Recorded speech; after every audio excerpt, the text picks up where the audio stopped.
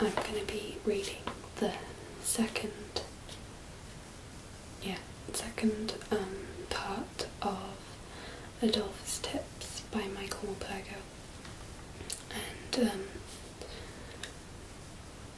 I might not make this one as long because I'm recording this quite late and I'm a bit ill, so sorry if that annoys anyone, but I need to get to bed quite soon, and yeah, so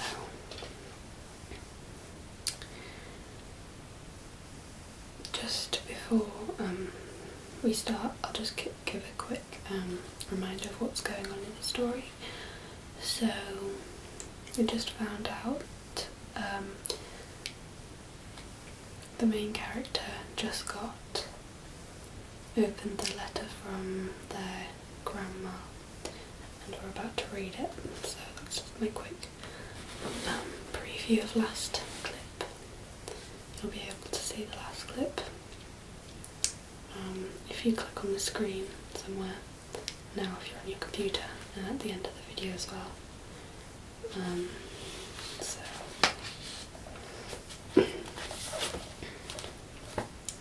now we're going into a little journal sort of thing. Look there. Right, Friday, September the 10th, 1943. I've been back at school a whole week now. When Miss McAllister left at the end of last term, I was cock-a-hoop. I like that word. We all were. She was a witch. I'm sure she was. I thought everything would be trickety-boo. I like that word too. Just perfect. And I was so much looking forward to school without her. And who do we get as head teacher instead? Mrs. Blumfeld.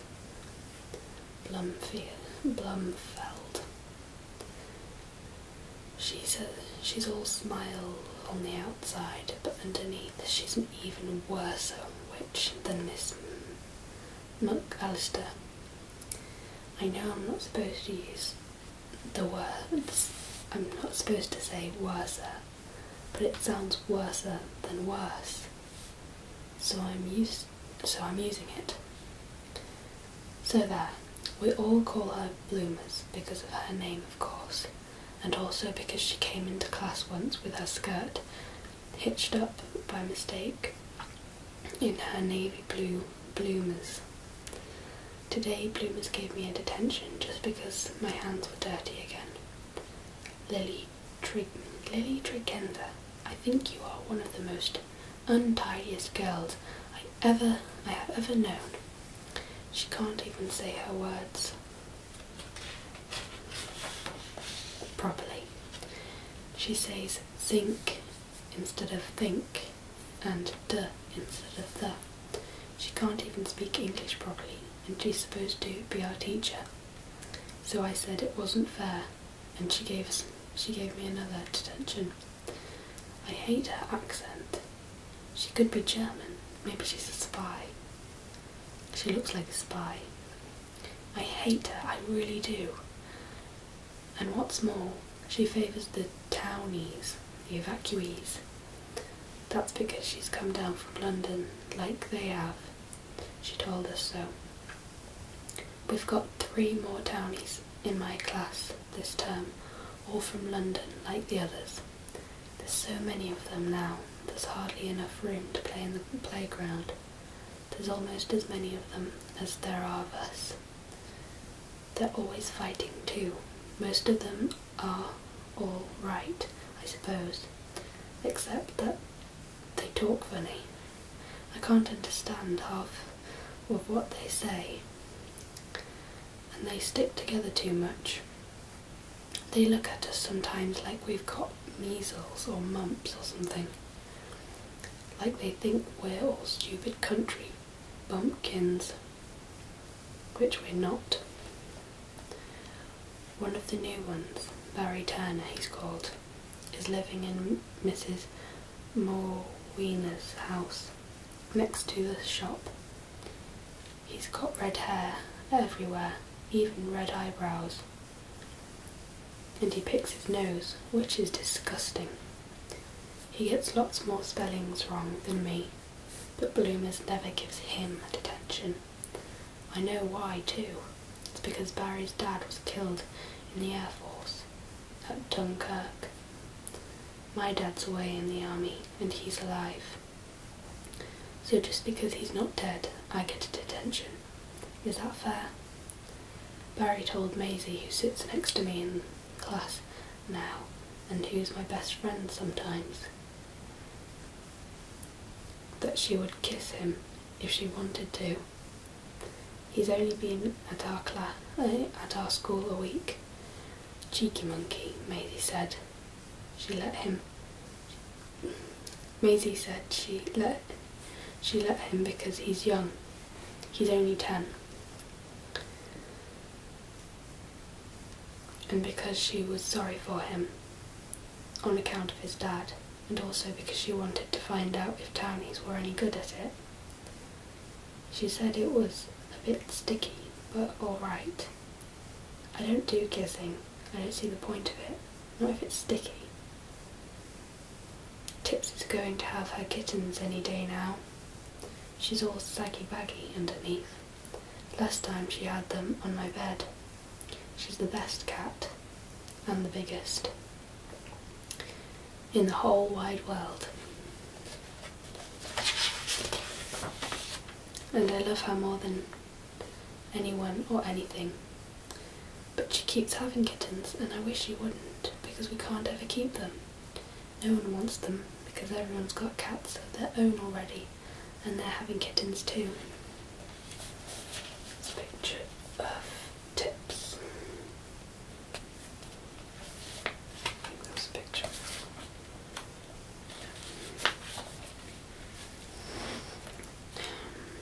It was all because of Tips and her kittens that I had my row with Dad, the biggest row of my life. When he was last home on leave from the army, he did it when I was at school without even telling me. As soon as they were born, he took all her kittens out and drowned them, just like that. When I found out, I said terrible things to him, like I would never ever speak to him again, and how I hoped the Germans would kill him. I was horrible to him. I never made it up with him either.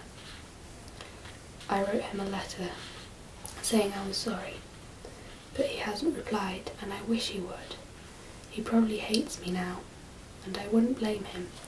If anything happens to him, I couldn't bear it, not even what I said.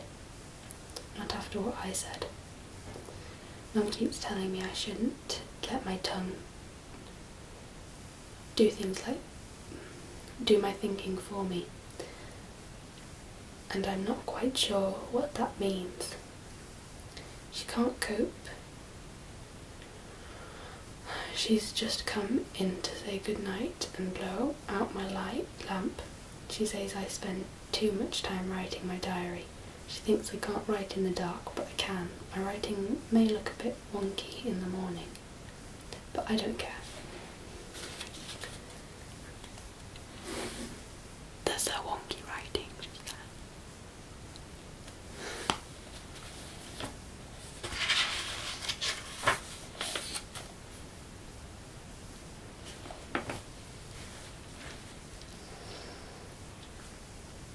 Sunday, September the 12th, 1943. We saw some American soldiers in Slapton today. It's the first time I've ever seen them. Everyone calls them Yanks. I don't know why. Grandfather doesn't like them, but I do.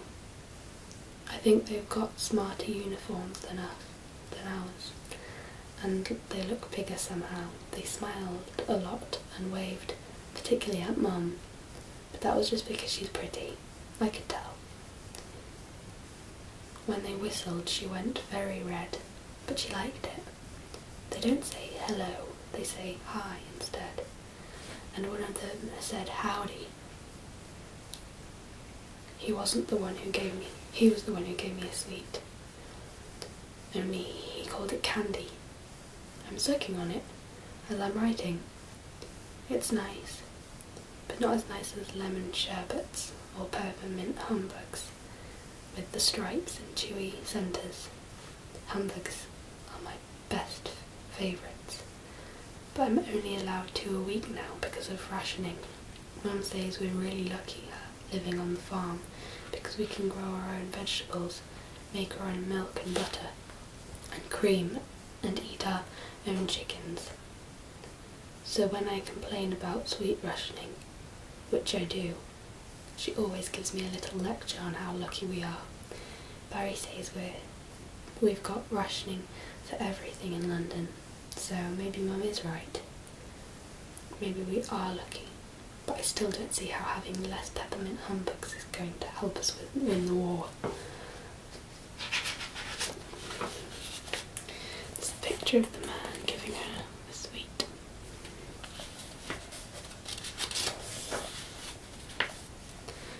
Thursday, September 16th, 1943. Mum got a letter from Dad today.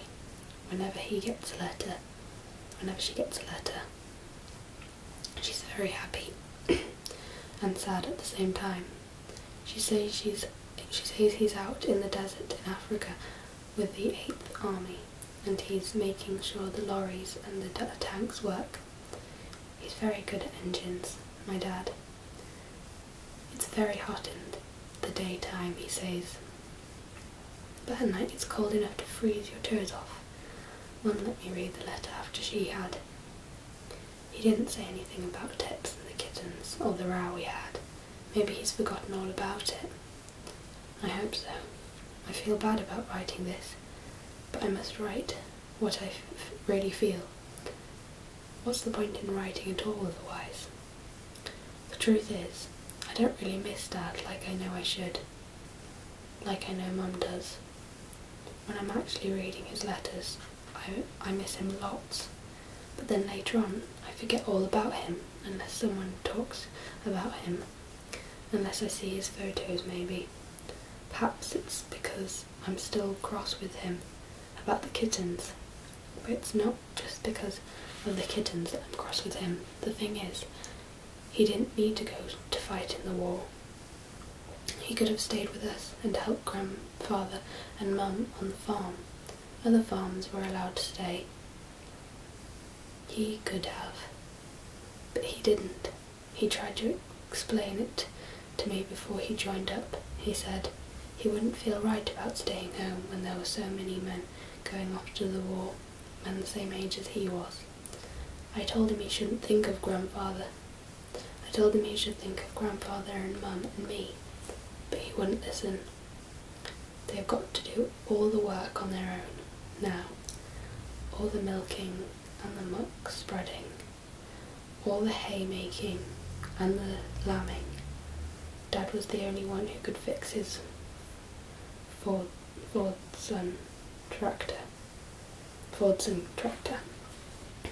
and the thresher, and now he's not here to do it. I help out a bit, but I'm not much use. I'm only 12, almost anyway, and I'm off to school most days. He should be here with us. That's what I think. I'm fed up with him being away. I'm fed up with this war. We're not allowed down on the beach anymore to fly our kites. There's barbed wire all around it to keep us off. And there's mines buried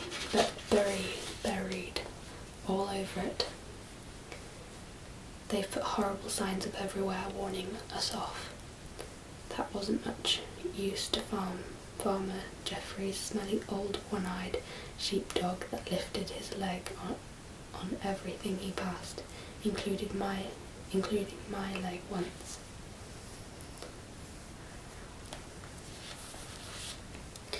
He wandered onto the beach under the wire yesterday and blew himself up.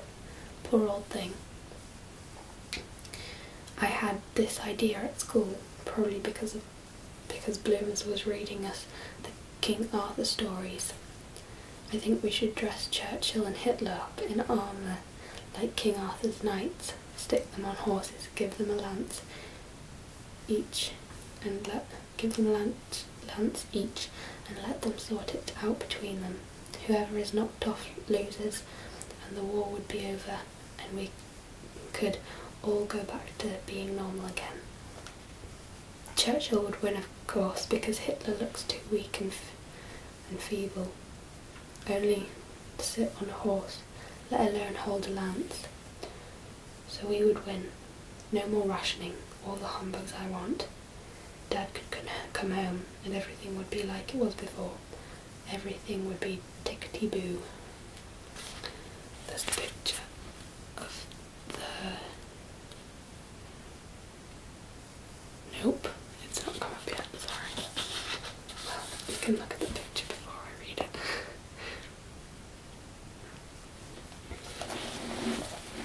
Friday, September the 17th, 1943. I saw a fox this morning running across Southfield with a hen in his mouth. When I shouted at him, he stopped and looked at me for a moment, as if he was telling me to mind my own business. Then he just trotted off. Cool as you like, without a care in the world. Mum says it wasn't one of her hens, but she wasn't someone's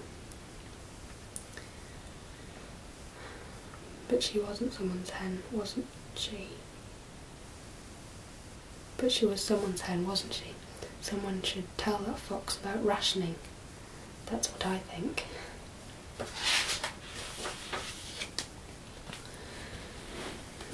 There's lots of daddy long legs crawling up my window, and a butterfly. I'll just let them out. It's still light outside. I love light evenings. It was a red admiral butterfly. Beautiful. Supreme. Mum and Grandfather are having an argument downstairs. I can hear them. Grandfather is going on about the American soldiers again. Ruddy Yanks, he calls them. He says they're all over the place, hundreds of them, and walking about as if they own the place, smoking cigars, chewing gum. Like an invasion, he says. Mum speaks more quietly than Grandfather, so it's difficult to hear what she's saying. They've stopped arguing now. They've got the radio on instead. I don't know why they bother. The news of the war is always bad, and it only makes them feel miserable. It's hardly ever off the radio. That radio. Monday, September 20th, 1943. Two big surprises, one good, one bad. We were all sent home from school today. That was the good one. It was all because of Mr. Adolf Ruddy Hitler, as Grandfather calls him. So thanks for the holiday, Mr. Adolf Ruddy Hitler. So we're sitting and doing arithmetics with Bloomers. We were sitting doing arithmetics with Bloomers, long division, which I can't understand no matter how hard I try, when we heard the roaring and rumbling of an airplane overhead, getting louder and louder, and the classroom windows started to rattle. Then there was this huge explosion, and the whole school shook. We all got down on the floor and crawled under the desks like we have to in an air raid practice, except this was very much more exciting because it was real. By the time Bloomers had got us out into the playground, the German bomber was already far out over the sea. We could see the black crosses on the wings. Barry pretended he was firing an AK gun and tried to shoot it.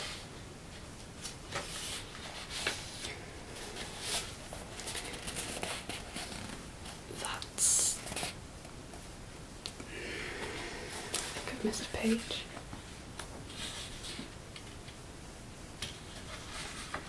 Nope. That's why there was the big bomb.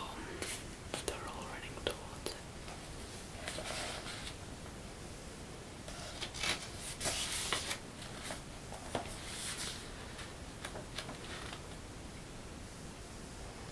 pretended he was firing a gun and tried to shoot it down. Most of the boys joined in, making their silly machine noises. Da da da da da. Bloomer sent us home, just in case there were more bombers on the way, but we didn't go home. Instead, we all went off to see if we could find where the bomb had landed. We found it too. There was a massive hole in Mr. Berry's cornfield, just outside the village. The home guard was there already, Uncle George in his uniform, telling them what to do. They were making sure no one fell in, I suppose. No one had been hurt, except a poor old pigeon, who was probably having a good feed of corn when the bomb fell. His feathers were everywhere. Then one of the townies got all hoity-toity about it and said he'd seen much bigger holes than this one back home in London. Big Ned Simmons told him just where he could go and just what he thought of him, and all the snotty-nosed townies, and it all got a bit nasty after that. Us against them, so I walked away. I was on my way home afterwards when I saw this jeep coming down the lane towards me. There was one soldier in it. He had an American helmet on. He screeched to stop and said, "Hi there." He was a black man. I'd never in my life seen a black person before, only in pictures, in books, so I didn't quite know what to say. I kept trying not to stare, but I couldn't help myself. He had to ask me twice if he was on the right road to Tor Point before I even managed to nod. "Do you know something? You got pigtails just like my little sister. Then he said, "See ya," and off he went, splashing through the puddles. I was a bit disappointed not to get any candy. A lot of things about it. When I got home, I had my other surprise, my bad one. I told them about the bomb and about Uncle George and the home guard being there, and I told them about the black soldier I'd met in the lane. They didn't seem very interested in any of it. I thought that was strange, and it was strange too, that neither of them seemed to want to talk to me much or even look at me. We were all having tea in the kitchen when Tips came in. She rubbed herself against my legs and then went off meowing under the table, under the dresser, into the pantry, but she wasn't meowing like she does when she's after food or love, or when she brings in a mouse. She was calling, and when I picked her up, she felt different. Little saggy-baggy underneath, but definitely different. She wasn't full and fat anymore. I knew what they'd done at once. "We had to do it, Lily," Mum said. It's better straight away, before she gets too fond of them. Sometimes you have to be cruel to be kind." I screamed at them, "Murderers, murderers." Then I brought Tips up to my room. I'm still up there. I'm still up here with her now. I've been crying ever since, and really loudly too, so they can hear me, so they feel bad, as bad as I do. Tips is lying on my lap. Tips is lying in my lap and washing herself, just like nothing's happened. She's even purring. Maybe she doesn't know yet, or maybe she doesn't, or maybe she does, and she's forgiven us already. Now she's stopped licking herself. She's looking at me as if she knows. I don't think she has forgiven us.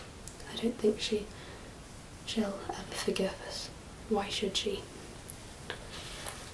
I can read that, I think. My birthday. Tuesday, October the 5th, 1943. My birthday. I was born 12 years ago, today at 10 o'clock in the morning. I've been calling myself 12 for a long time, and now I really am. All I want to be now is 13, and even 13 isn't old enough. I so much want to be much older than I am, but not old like grandfather, so that I walk bent, and my hands are all hard and wrinkly and veiny. I don't want a drippy nose and hairs growing on my ears, but I do want the years to hurry on by until I'm about 17, so school and bloomers and long divisions are over and done with, so that no one can take my kittens away and drown them. I'll be so good when I'm 17 because the war will be It'll be so good when I'm 17 because the war will be over by then, that's for sure. Grandfather says that we're already winning, and so it can't be long till it's finished. Then I can go up to London on the train. I've never been on the train, and I can see the shops and ride on those big red buses and go on the underground. Barry Turner's told me all about it. He says there's lights in the streets, millions of people everywhere, and cinemas and dance halls. His dad used to work in the cinema before the war, before he was killed. He told me that one day. That was the first thing he's ever told me about his dad. Which reminds me, I still haven't had a letter from my dad. I think he's still cross with me after what I said. I wish I hadn't said it. I had a dream about him the other night. I don't usually remember my dreams at all, but I remember this one. Some of it anyway. He was back at home milking cows again, but he was in uniform with his tin helmet on. It was scary because when I came into the milking parlour, I spoke to him, and he never looked up. I shouted, but he still never looked up at me. It was like one of us wasn't there, but we both were. And that's the picture of London. I think it's a cinema. Yeah. So that's it. Hi guys. So today I'm going to be reading a book for Book Sunday, and the book is The Amazing Story of AdolphusTips, and it's by Michael Morpurgo.